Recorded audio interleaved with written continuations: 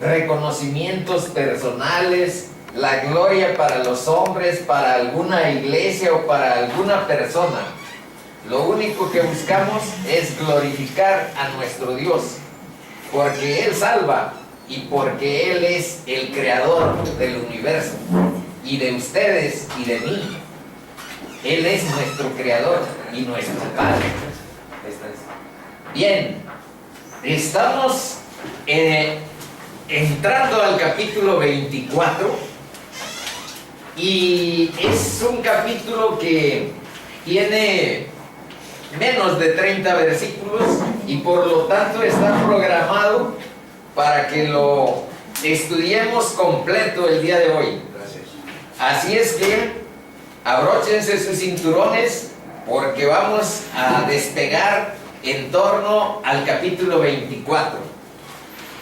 Hay dos versículos que pueden servir de contexto para ubicar, situar el estudio del 24. Los últimos versos del capítulo 23 dicen, para recordar, no les puse ahí memorándum, pero ustedes saben que siempre hay un espacio para recordar a dónde estamos. En el 23 los últimos versículos dicen, y el gobernador, leída la carta, preguntó de qué provincia era. ¿Era quién? Pablo. Y habiendo entendido que era de Cilicia, una región a donde está Tarso y donde está cerca de Galacia y a donde está Antioquía más adelante, bueno, ahí está Cilicia y ahí está Tarso, la ciudad natal de Pablo. 35. Habiendo entendido que era de Cilicia, le dijo, te oiré después, te oiré cuando vengan tus acusadores. Lo de después, discúlpenmelo. Y mandó que le custodiasen en el pretorio de Herodes. Bueno, no lo mandaron a la cárcel, está en un castillo, está en un palacio, está en la sede oficial del gobierno, que es el gobierno romano, es un gobernador romano. El imperio romano tiene sembrados una serie de autoridades en todo el Mediterráneo, porque tiene dominados militar y políticamente a todos los pueblos, desde Egipto, Israel, que también se llamaba Palestina, y luego esta área donde nosotros hoy vamos a analizar es la provincia de Judea, pero estamos situados en una ciudad que se llama, ¿cómo se llama? Bueno, ahorita tuve un lapsus, va a aparecer, Cesarea se llama, no Cesarea, para diferenciarla de la pronunciación de que ustedes saben que cesárea es una intervención quirúrgica. Bueno, para diferenciarla está Cesarea. Bueno, 24, Hechos 24. Empieza así. 5 días después descendió el sumo sacerdote Ananías con algunos de los ancianos y un cierto orador llamado Tértulo, y comparecieron ante el gobernador contra Pablo. ¿Qué significa esto de que van el sumo sacerdote, una comitiva y un orador? Bueno, que se contrataron los servicios de un abogado. El orador, como vamos a ver, pretende maquillar que estos sujetos no llevan ni pruebas, no llevan ni testigos, pero con buenos modales y con adulación, con buena verba, con buenas palabras, piensan arreglarlo todo. Bueno, vamos a ir viendo poco a poco eso. Dice, y cuando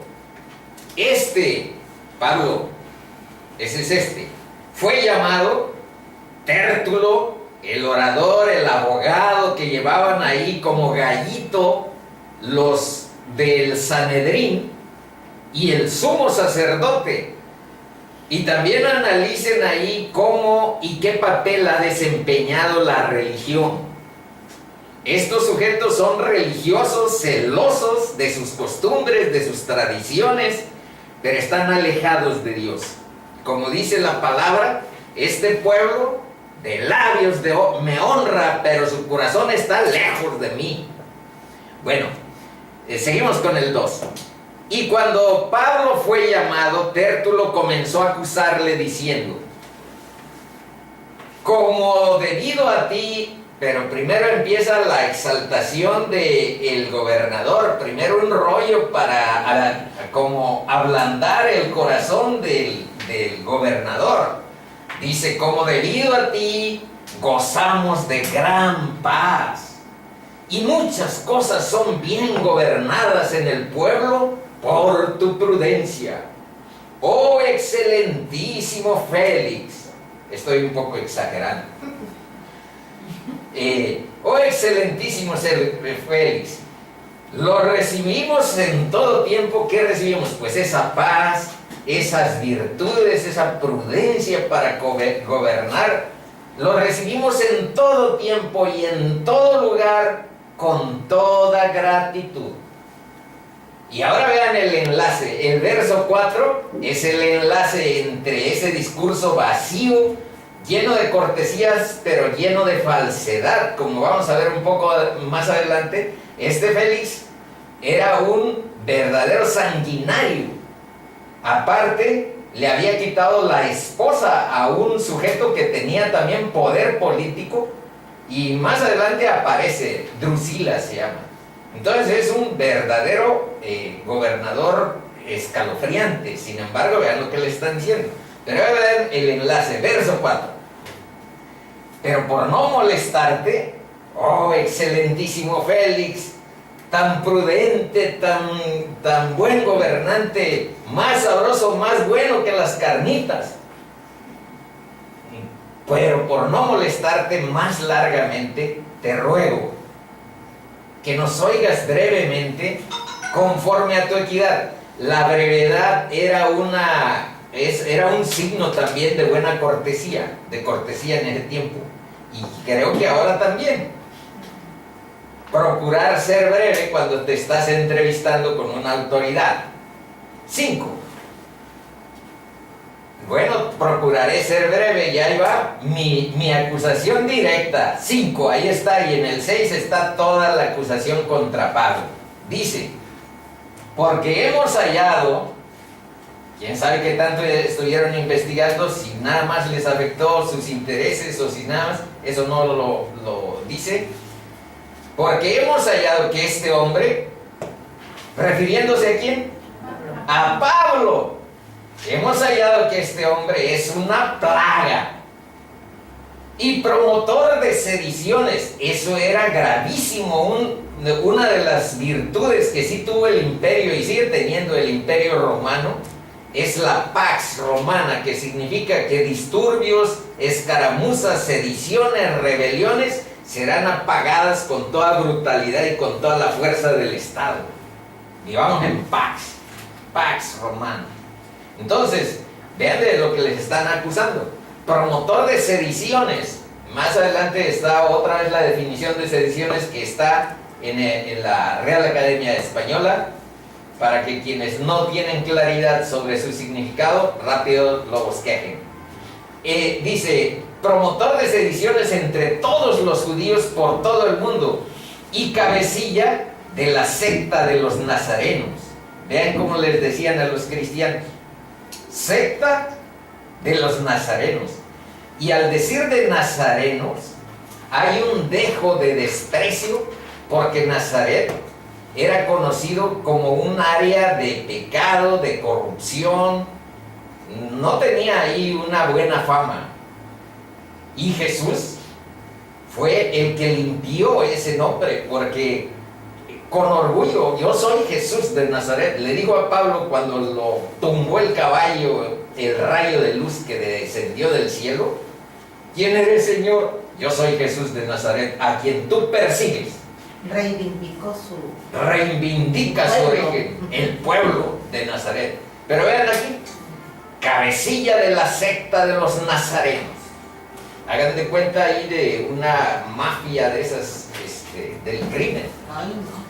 Intentó también, esta es la tercera acusación, intentó también profanar el templo, y prendiéndole quisimos juzgarle conforme a nuestra ley. Bueno, aquí vamos a ir analizando poco a poco. Primero, adulación. Esto de excelentísimo Félix, que gobiernas con probidad, con prudencia, con virtud, etc. ¿Qué significa adulación? Hacer o decir con intención, a veces inmoderadamente, lo que se cree que puede agradar al otro. Y vamos a analizar un poco ese aspecto de la adulación y qué dice la Biblia respecto a esta actitud de adular. Hay un verso de Facundo Cabral que dice: doy la cara al que discute, la espalda al buen comentario, porque el que acepta un halago empieza a ser dominado. El hombre le hace caricias al caballo para montarlo. Pero es un poco de brutalidad ese verso. Hay también una fábula de el zorro y el cuervo, donde dice que muy ufano y contento estaba en la rama de un árbol, sentado comiendo el señor cuervo. Del olor atraído, un zorro muy maestro le dijo estas palabras, o poco más o menos: tenga usted buenos días. Y le dice en un momento que si a tu bella traza corresponde el gorjeo. O sea, mono lindo en extremo, le está diciendo al cuervo, que si a tu bella traza corresponde el gorjeo, a ver si tu apariencia se parece a tu canto. Y luego dice que de vanidad llevado quiso cantar el cuervo. Abrió su negro pico, dejó caer el queso. Después de haberlo preso, le dijo el señor bobo: pues quedad con las alabanzas tan hinchado y repleto, digerid las lisonjas mientras yo me como el queso. Entonces son algo relacionado con la adulación. Y vamos a revisar qué dice la Biblia, porque esto que les digo lo dice el mundo. ¿Qué dice también la historia secular? Hay un historiador romano que se llama Tácito, que escribió respecto a este Félix, Antonio Félix: en toda crueldad y lujuria ostentó el poder de un rey con todos los instintos de un esclavo. Entonces, es la historia juzgando a un personaje. Ahora, ¿de qué está acusado Pablo? Aquí está un esquema, están subrayados, de ser una peste, una enfermedad pandémica que se contagia. Esto significa, estas siglas en el original griego. Enfermedad. Enfermedad que se contagia, que se extiende. Plaga. Es una plaga difícil de controlar, parémosla. Promotor de sediciones, ahorita vamos a ver otra vez esa definición. Y profanador del templo, el lugar sagrado de los judíos. Se supone que metió, pero no es cierto, ninguna acusación es cierta. Nosotros hemos sido testigos porque hemos ido llevando el seguimiento de esta historia, y en ningún momento llegó con unos asiáticos que provenían de la provincia de Asia, no de aquella Asia que nosotros conocemos, sino de lo que ahora es Turquía. Y ahí en Éfeso había un sujeto que se llamaba Trófimo, Trófimo en la escritura, y anduvo en las calles, pero no entró con él. Lo vieron en la calle y dijeron: entró al templo. Y bueno, de ahí se vino esto de que profanó el área restringida para los gentiles, a donde no podía uno pasar si no eras judío. Bien, ¿qué dice ya la Biblia? Ya no las fábulas de la sabiduría humana, secular. ¿Qué dice la Biblia? Proverbios 24, versículos 24 y 25 dicen: el que dijere al malo, justo eres, los pueblos lo maldecirán y le detestarán las naciones, mas los que lo reprendieren tendrán felicidad, y sobre ellos vendrá gran bendición. Proverbios 28, 23. El que reprende al hombre hallará después mayor gracia que el que lisonjea con la lengua. Y Mateo 6, 33 a 37, vean lo que dice. Además habéis oído que fue dicho a los antiguos: no perjurarás, sino cumplirás al Señor tus juramentos.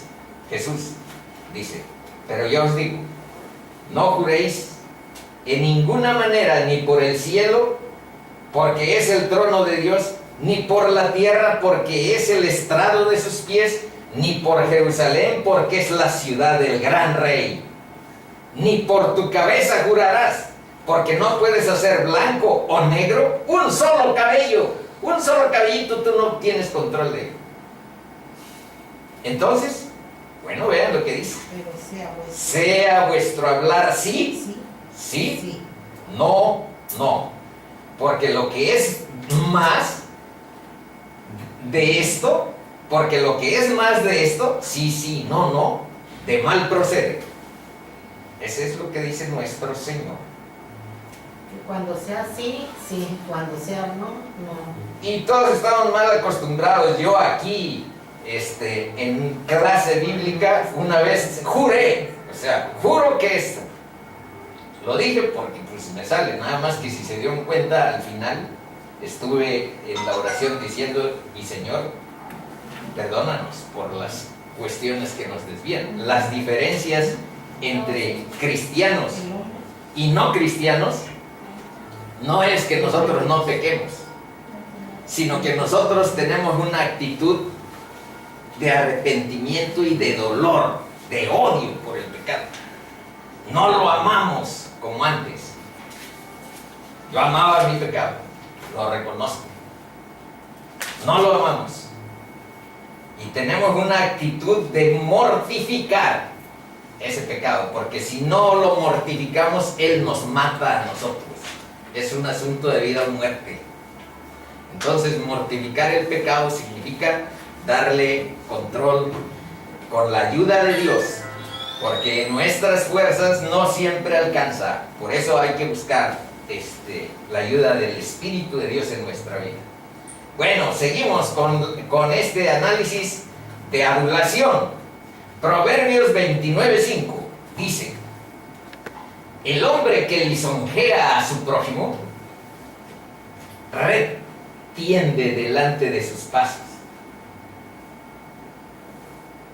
Bueno, ahí tenemos que medir la cortesía. Ahora yo estoy tratando aquí de que mi hijo vaya despertando a los hábitos de la cortesía social y de esas habilidades socioafectivas necesarias para la interacción que por ahí los contextos sociales y profesionales exigen. Pero hay que ver a dónde está el límite de esa cortesía para que sea genuina, para que sea auténtica nuestra relación con los demás y no se base en hipocresías y que no se base en vanidades. Bueno, seguimos ahora en Lucas 20. Echan y acechándole. Esto lo puse porque vean, ni siquiera nuestro Señor estuvo a salvo de los aduladores. Y vean cómo se expresa la hipocresía de un adulador y cómo hay una intención en el corazón diferente. Vean, este es un buen ejemplo que están en la Escritura. Y acechándole, son escribas, son fariseos, son los religiosos, son los buenos de su tiempo. Enviaron a espías que se simulasen justos a fin de sorprenderle en alguna palabra para entregarle al poder y autoridad del gobernador. Y le preguntaron diciendo, vean la adulación, Maestro, sabemos que dices y enseñas rectamente. Casi le dicen excelentísimo. Sabemos que dices y enseñas rectamente, y que no haces acepción de personas, sino que enseñas el camino de Dios con verdad. Y ahora vean, viene el problema. Ya le dijeron toda su acompañamiento de adulación, pero ahora va la prueba. Ya le tendieron la red. Ándale, ya le tendieron la red, perfecto. Dice la pregunta, ¿nos es lícito dar tributo a César o no?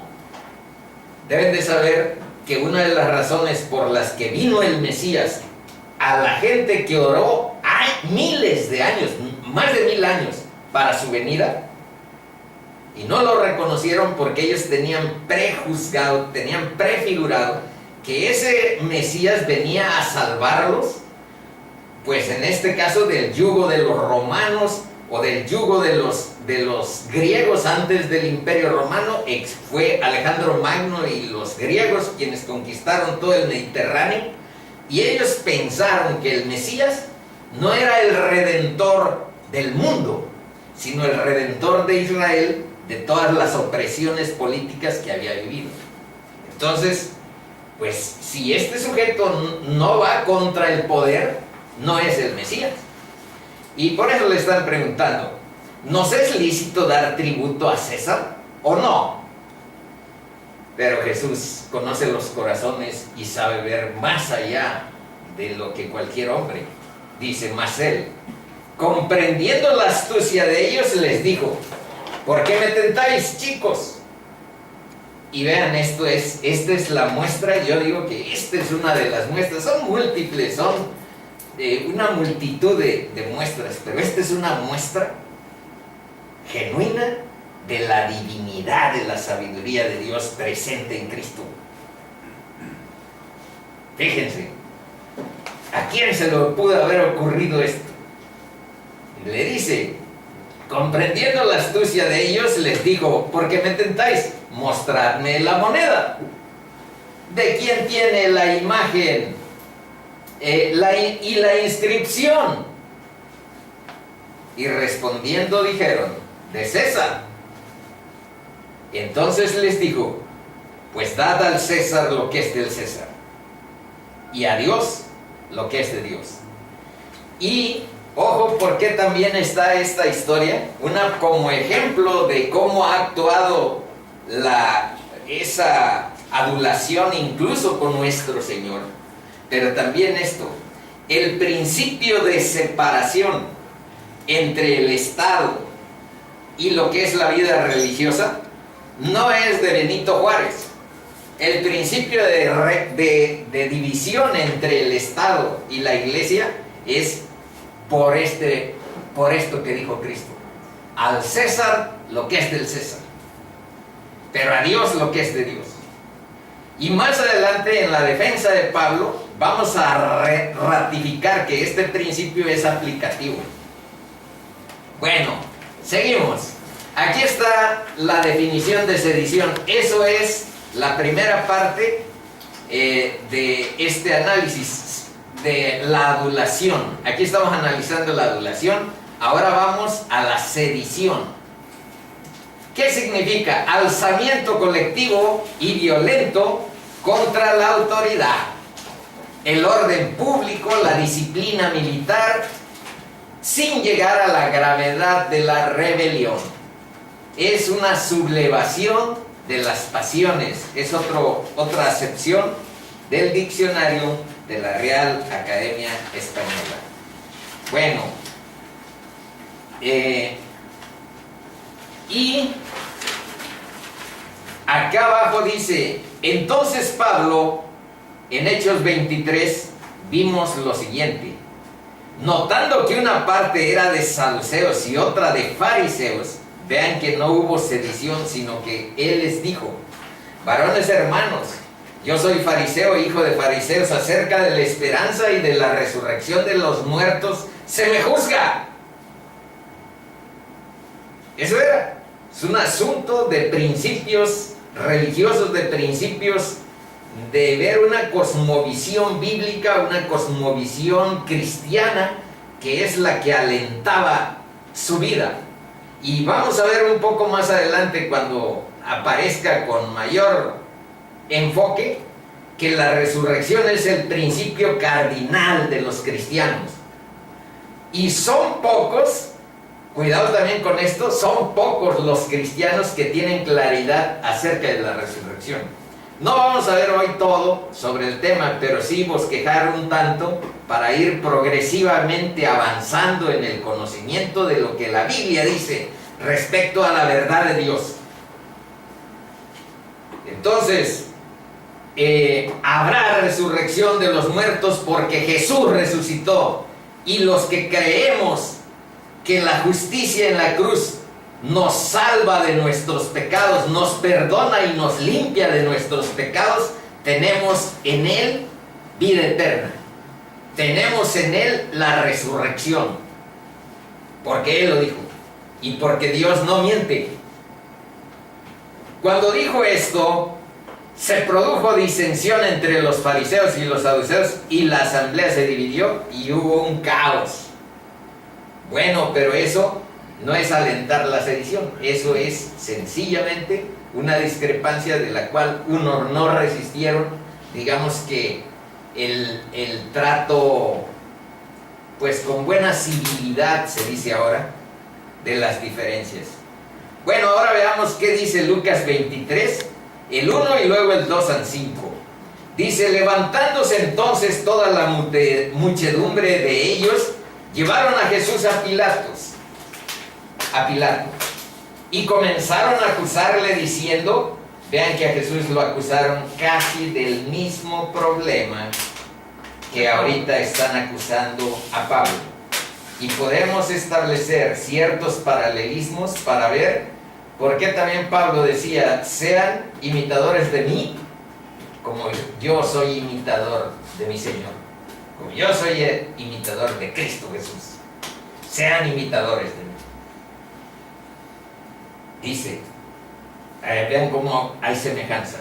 A este hemos hallado que pervierte a la nación y que prohíbe dar tributo a César. Pues acabamos de ver que no era cierto, diciendo que él mismo es el Cristo, un rey. Bueno, no nada más es un rey, es el creador de todo el universo, y todas las cosas fueron hechas en él, por él y para él. Y cuando dice al final del capítulo 28 de Mateo, chicos, les dice a sus discípulos, toda potestad me ha sido dada en el cielo y en la tierra. ¿Qué significa toda potestad? Toda la autoridad me ha sido dada en el cielo y en la tierra. De Él estamos hablando. Así es que esto tan solo es una minúscula perspectiva de quién es Jesús, diciendo que Él mismo es el Cristo, un rey. Pero ellos porfiaban diciendo, alborota al pueblo, enseñando por toda Judea, comenzando desde Galilea hasta aquí. Ahí está una semejanza entre lo que está enfocando como acusación ahora con nuestro amigo Pablo. Y aquí les puse, digamos que la etimología de esta parte, a donde dice los judíos y cabecilla de la secta de los nazarenos. En vez de cabecilla está esto que significa protostates. Bueno, esta es la transliteración de este griego original. Y protostates, la sigla pro, siempre significa el que va adelante. De aquí viene profeta y de aquí viene profesor. Y la etimología del profesor es que vamos adelante de los demás en conocimiento. Aunque no siempre lo reflejemos como tal. Pero la palabra, ese es su significado etimológico. Viene la sigla pro. Y ahora vean, protostates quiere decir que es el líder, que es el jefe, que es el capataz uno de pie primerísimo, uno que va adelante primerísimo. Y profanador del templo, nada más les recuerdo, en el capítulo 21, en el verso 29, nosotros vimos qué pasó en realidad. Porque antes habían visto con él en la ciudad a Trófimo, este es un gentil, este no podía entrar a las cámaras interiores del templo, y provenía ese Trófimo de Éfeso, y vean lo que dice, a quien pensaban, pero no es cierto, que Pablo había metido en el templo, en las cámaras donde estaba prohibidísimo para todo gentil llegar a ingresar. Bueno, continuamos capítulo 27. Vamos viendo cómo se va, 24, perdón. 7, por eso se me atravesó el punto. Pero interviniendo el tribuno Lisias, le están diciendo que ellos habían capturado ya a Pablo, pero luego una autoridad romana fue y dicen que con mucha violencia. Nosotros no vimos eso, pero sí vimos que lo retiraron de Jerusalén con 470 soldados, 200 de caballería y 200 más 70 lanceros.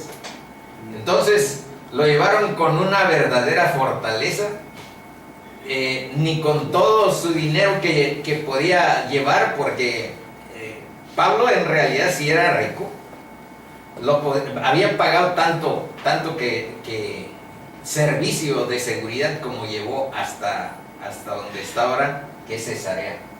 Bueno, dice, pero interviniendo un romano tribuno llamado Lisias, con gran violencia le quitó de nuestras manos. Nosotros ya teníamos a Pablo y lo íbamos a juzgar conforme a nuestras leyes, y si profanó el templo, pues lo iban a liquidar. Pero dice que vino un tribuno romano y lo rescató, y en eso sí hay verdad. Mandando a sus acusadores, que son estos que ahora regresaron, que son los judíos, que viniesen a ti, le están hablando al gobernador, Félix. Tú mismo, pues, al juzgarle, podrás informarte de todas estas cosas de que lo he acusado.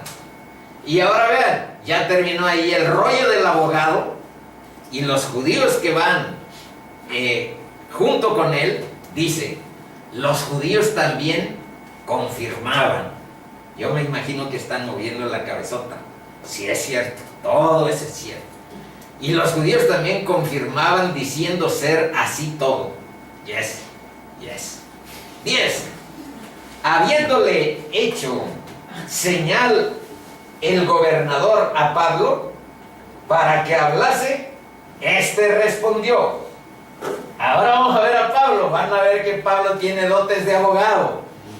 Se sabe defender con una inteligencia impresionante. Les puse ahí unos versos porque es el mismo Dios el que pone palabras cuando hay una circunstancia como la que estamos analizando.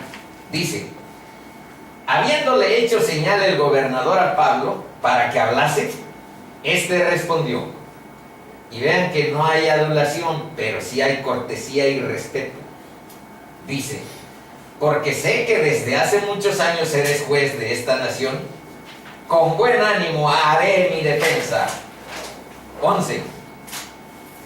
Como tú puedes cerciorarte, ¿y por qué le subrayé eso de tú puedes cerciorarte? Porque nosotros acabamos de ver que Pablo acaba de pasar con Cesarea y que se quedaron a dormir en la casa de Felipe con un grupo que viene desde Asia, y él le dice eso, lanzándose a pruebas y a testigos. Por eso digo que es buen abogado, no porque tengamos cierto cariño entrañable por nuestro maestro Pablo, sino porque vean lo que está diciendo. Dice, tú puedes cerciorarte, no hace más de 12 días que subí a adorar a Jerusalén, y no me hallaron disputando con ninguno, ni amotinando a la multitud, ni en el templo, ni en las sinagogas, ni en la ciudad. ni te pueden probar las cosas de que ahora me acusan. Y ahora veamos las evidencias. En Hechos 21:8 dice: al otro día, saliendo Pablo y los que con él estábamos, fuimos a Cesarea. Aquí es donde estamos, en Cesarea. Iban con rumbo a Jerusalén. Tenían apenas 12 días. Eso es lo que dice aquí. Dice: como tú no hace más de 12 días, o sea, en 12 días, y yo ya tengo 5 días aquí contigo, porque eso es lo que dicen los versos primeros, que después de 5 días se presentaron los judíos con un abogado. Entonces, estuve 7 días en Jerusalén. En 7 días yo no pude armar la revolución de la que me están acusando, que soy sedicioso, que genero no sé qué cosa, una guerra contra ustedes, desestabilidad social. No es cierto. Eso es lo que está diciendo.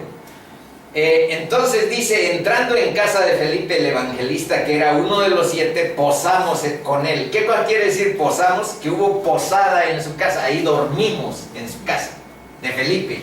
Entonces dice: tú puedes cerciorarte, manda a llamar a Felipe. Nosotros aquí pasamos hace 12 días y aquí dormimos. Eso le está diciendo. Hay evidencias, busca testigos y evidencias, no palabras, al estilo de Tértulo. Luego, en Hechos 20:16, dice que Pablo quería llegar antes de Pentecostés a Jerusalén para adorar a Dios. Es una fiesta, es las costras culturales de las que nosotros provenimos, Dios como que las deja con cierto respeto. Vean ahí, cuando no agravian la palabra de Dios, por supuesto. Entonces este sujeto sigue con tradiciones judías, sigue pensando en cumplir con fiestas como Pentecostés y llegar a adorar a Dios como judío. Entonces, cuando llegó ahí es cuando, pero aquí el punto que estamos anotando es que subió a adorar a Dios en la fiesta de Pentecostés. Y más adelante va a decir que también llevaba unas limosnas de las iglesias que él había fundado para ayuda de los pobres. Dice, aquí en la síntesis pues ya se mencionó todo eso, que es un poco de tiempo, no presenta ningún testigo. Seguimos. Ahí pónganle 4, por favor. No es 23, es 24. Hechos 24. Hechos, aquí donde dice Hechos 23, debe decir Hechos 24. Lapsus. Ya tengo 61 y voy para 62, por eso a veces aparecen algunas de esas cosas. Bueno, dice, pero esto te confieso. Ya dijo Pablo, hay testigos que todo eso que me vienen acusando no es cierto, pero ahora vean, pero sí te confieso. ¿Qué cosa te confieso? Bueno, soy culpable de una parte de lo que vienen diciendo. De hecho, eso queda aquí. Dice, pero esto te confieso, gobernador Félix, que según el cristianismo, según el camino, la verdad y la vida, que es Jesús, que ellos llaman herejía, así sirvo al Dios de mis padres, creyendo todas las cosas que en la ley y en los profetas están escritas, teniendo esperanza en Dios, la cual ellos también abrigan, de que ha de haber resurrección de los muertos, así de justos como de injustos. Y por esto procuro tener siempre una conciencia sin ofensa ante Dios y ante los hombres. Vean eso. Una conciencia sin ofensa ante Dios y ante los hombres. Pero pasados algunos años, vine a hacer limosnas. ¿Ya ven? Aquí está, a mi nación, y presentar ofrendas. Estaba en ello cuando unos judíos de Asia me hallaron purificado en el templo, no con multitud ni con alboroto, ellos debieran comparecer ante ti y acusarme. Y vean, aquí los desnuda en términos de que no llevan testigos. Bueno, alguien dice que me vio en el templo, ¿dónde están? Ellos debieran comparecer ante ti y acusarme, si contra mí tienen algo.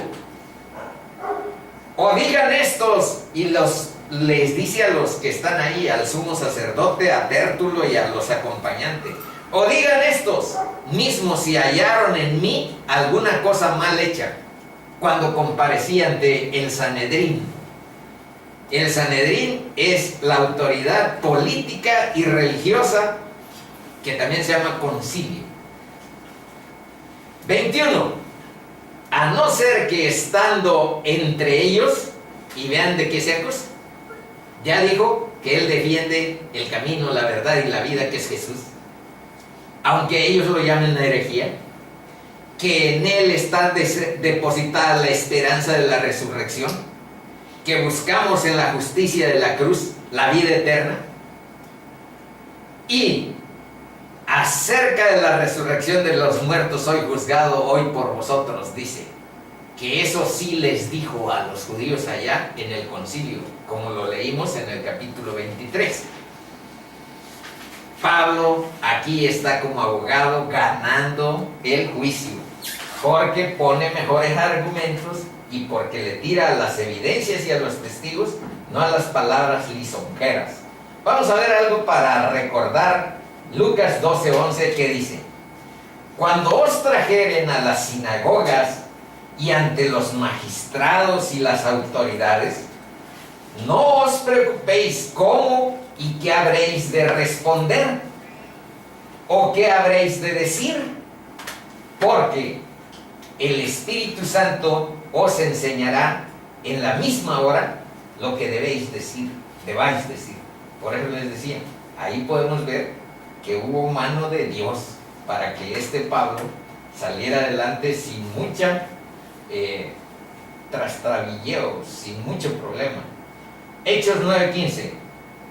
El Señor le dijo, vean otro detalle que está presente en esta convalescencia. Cristo le dijo ya cuando lo había tumbado el caballo, la luz resplandeciente de su presencia, le dijo a Ananías para que fuera a devolverle la vista a Pablo, porque había estado 3 días sin ver nada, sin comer y sin beber, 3 días de ayuno, 3 días sin vista.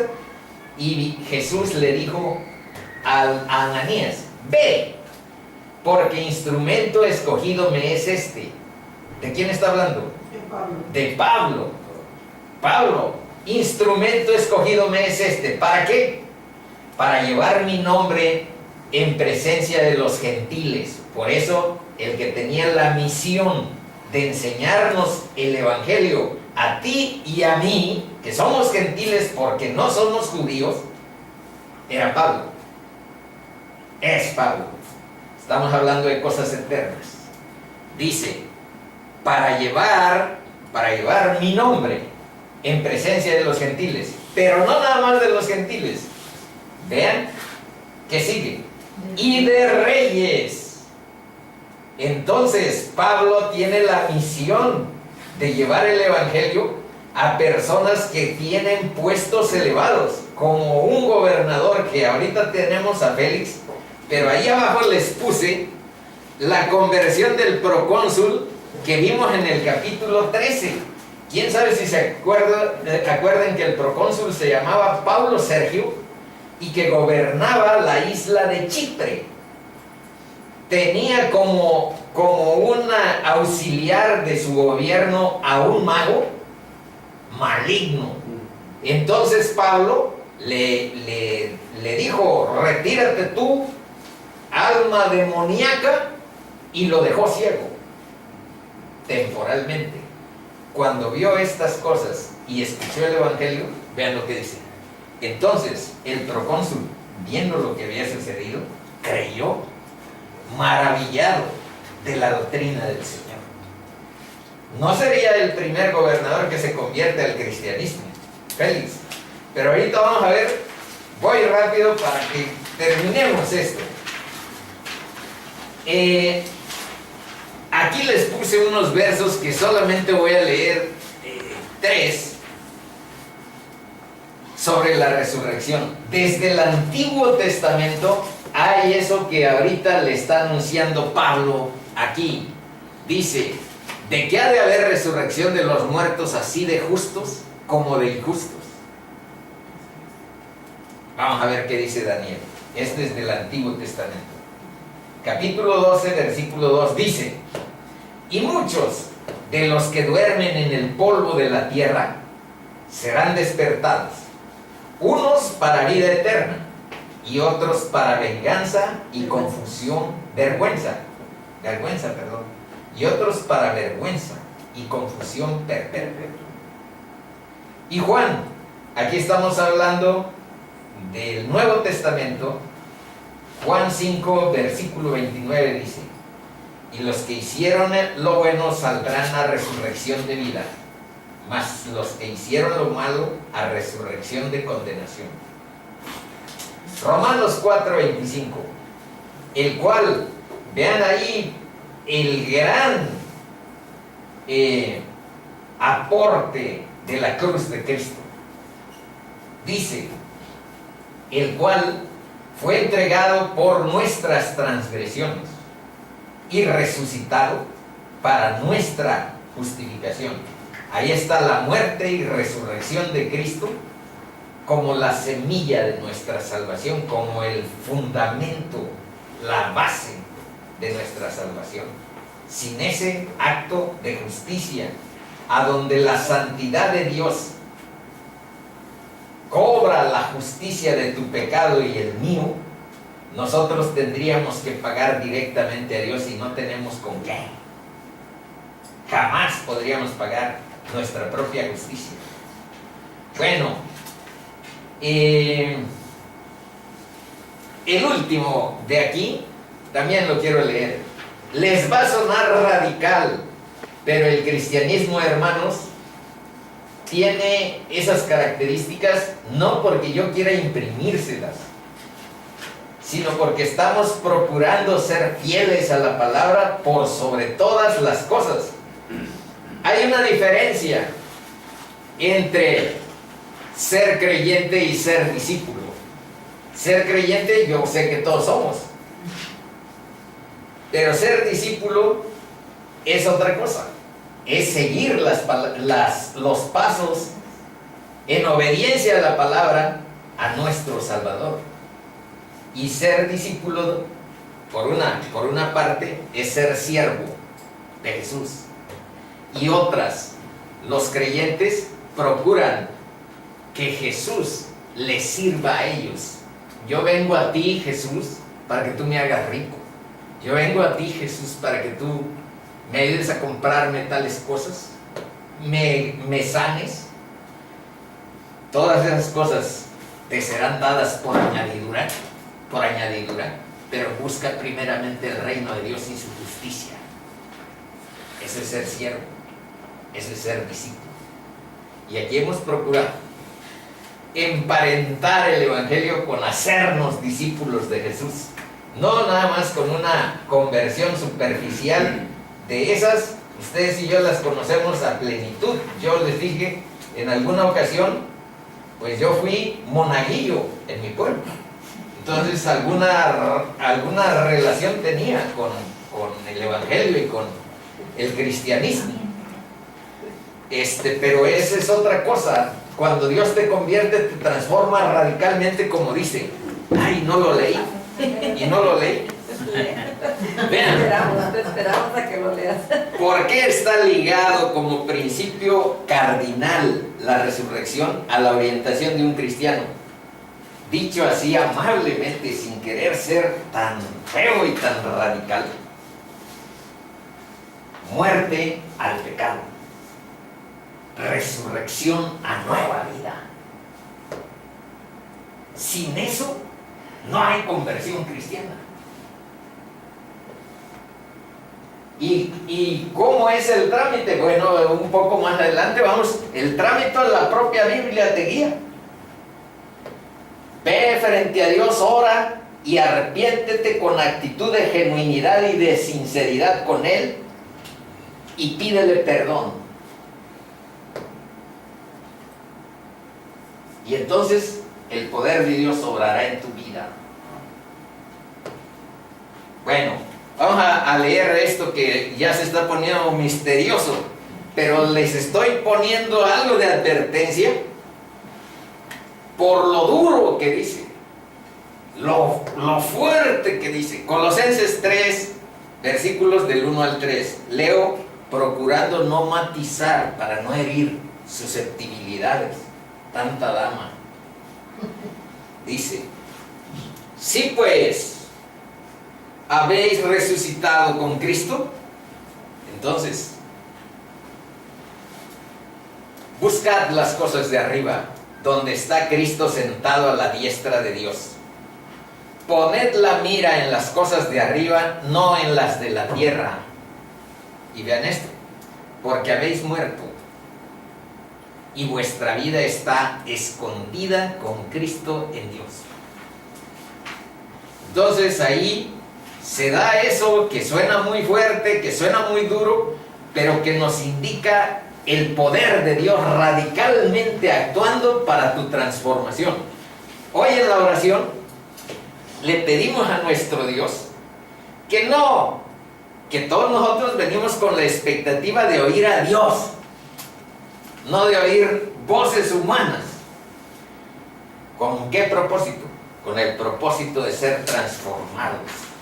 Y eso solo puede lograrlo el poder de Dios. Yo no tengo ningún poder. Yo soy tan enclenque, tan debilucho, tan susceptible de pecado como cualquier mequetrefe. Pero el poder de Dios, mediante su palabra, te puede transformar y convertir en auténtico seguidor de Cristo. Y esa autenticidad no te la voy a avalar yo, a poner palomita. Esa la tendrás en la intimidad con Dios y sabrás si está actuando la palabra